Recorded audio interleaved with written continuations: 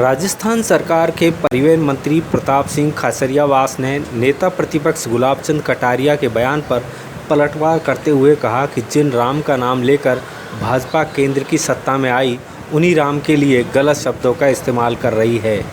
खाचरियावास ने कहा कि गुलाब चंद कटारिया ने बयान दिया है कि भाजपा नहीं होती तो भगवान राम समुद्र में होते। यह कहकर कटारिया ने श्री राम के भक्तों की आस्था का अपमान किया है।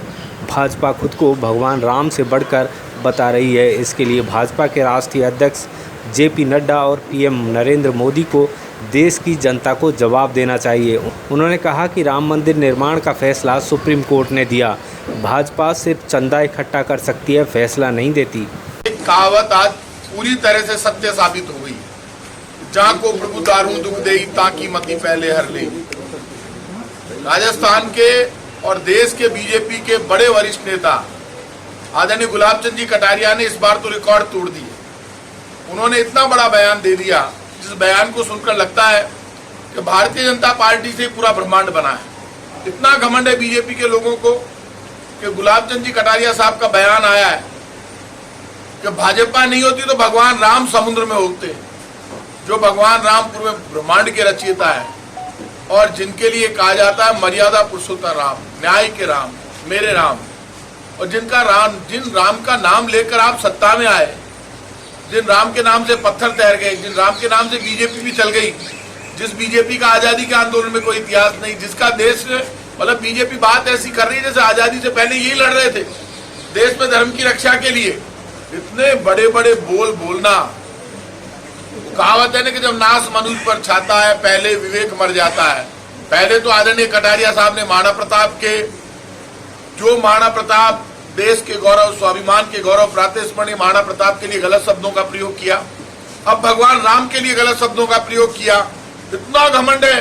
वो लोगों से कह रहे नाली की बात मत कीजिए, सड़क की बात मत कीजिए, विकास की बात मत कीजिए, महंगाई की बात मत कीजिए।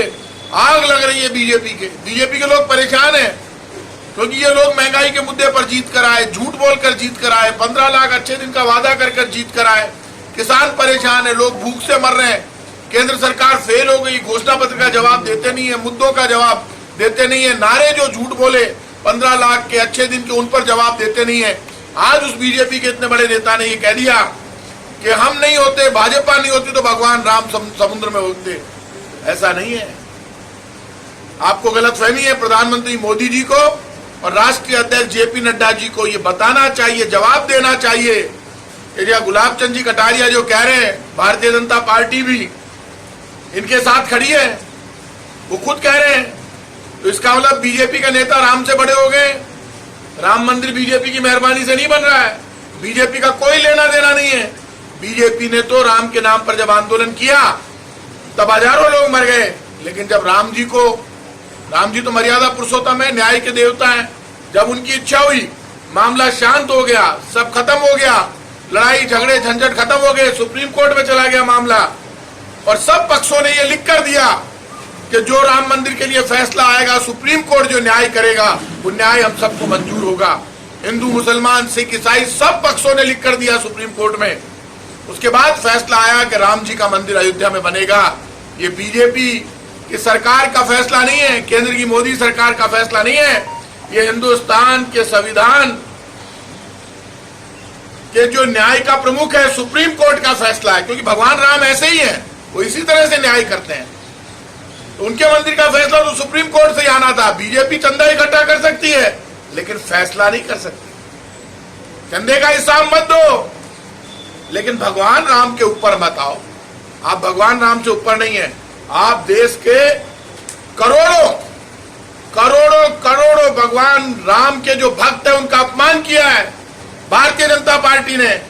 भारतीय जनता पार्टी अब हमारे भगवान राम के लिए कह रही है, वो चैलेंज कर रही है हिंदुस्तान के करोड़ों लोगों को, करोड़ों राम भक्तों को। कह रही है कि यदि बीजेपी नहीं होती तो भगवान राम समुद्र में होते। क्या बात कर रहे हो? अरे भाई, बिना बीजेपी के भी भगवान राम की वहां पर पूजा होती थी, सदियों से हो रही है। बहुत राजे महाराजाओं ने संघर्ष किया, बहुत जनता लड़ी मरी, बहुत संतों ने संघर्ष किया, साधु सन्यासी संत। अयोध्या तो शुरू से पूजनीय है, वहां का अपना एक इतिहास है। हम जैसे करोड़ों लोग भगवान राम के वंशज हैं। हम लोग भगवान राम का नाम लेकर, हम सूर्यवंशी सारे उनका नाम लेकर जीते हैं। और आप भगवान राम का अपमान कर रहे हो। भारतीय जनता पार्टी को जवाब देना होगा।